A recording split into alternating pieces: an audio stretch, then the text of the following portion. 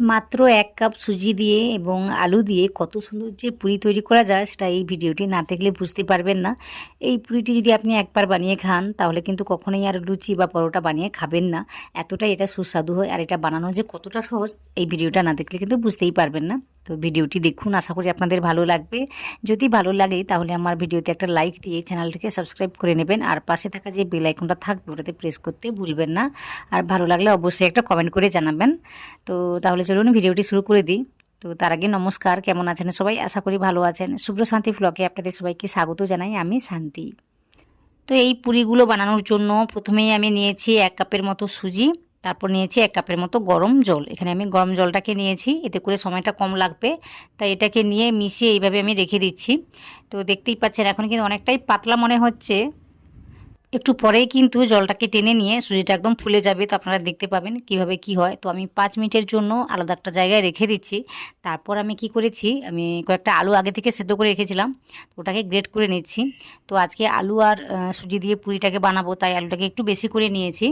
তো এইভাবে মোটামুটি গ্রেট করে নিয়েছি, এতে করে কাজটি ভালোভাবে হবে, নাহলে ভালোভাবে ম্যাশ করে নিলেও হবে।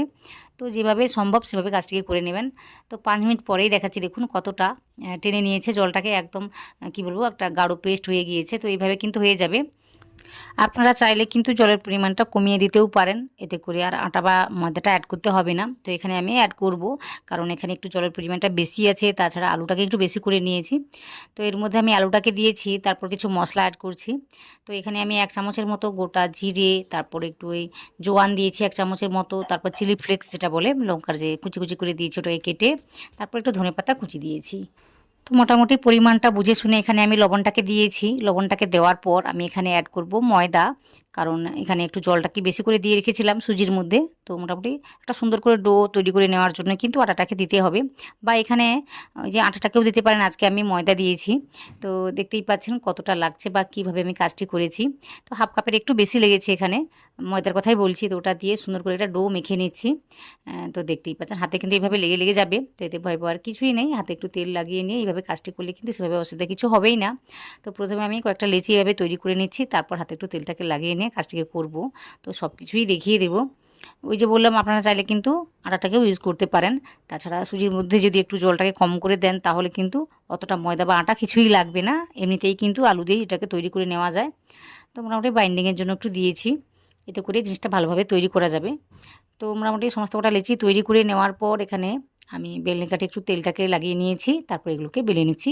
একটু পুরু রেখেই কাজটিকে আমি করছি, আপনারা দেখতে পাবেন কিভাবে কি করি। না হলে একটা কাজ করতে পারেন, একটা বড় করে রুটির আকারে বেলে নেবেন। বেলে নেওয়ার পর ছোটো কোনো একটা বাটি দিয়ে বা কাটার দিয়ে সুন্দর করে গোল শেপে কেটে নিয়ে এগুলো ভেজে নিতে পারেন। তো আজকে আমি ওইভাবে কিছু করছি না, একদম সুন্দর করে বেলে নিয়েছি, একটু পুরু করেই বেলেছি। বেলে নেওয়ার পর এদিকে তেলটাকে ভালোভাবে আমি গরম করে নিয়েছিলাম, তারপরে মিডিয়াম ফ্লেম রেখে এগুলোকে ভেজে নিচ্ছি। তো একটু ভাজতে কিন্তু সময় লাগবে, চাপ দিয়ে দিয়ে ভেজে নিতে হবে। তো দেখতেই পাচ্ছেন একটু কিন্তু সময় নিচ্ছে, এইভাবে একটু সময় নিয়ে কাজটিকে করে নিতে হবে। যেহেতু সুজি আছে বা কি বলবো, এই পুরিটা কিন্তু একটু মুচমুচে হলেই খেতে ভালো লাগে।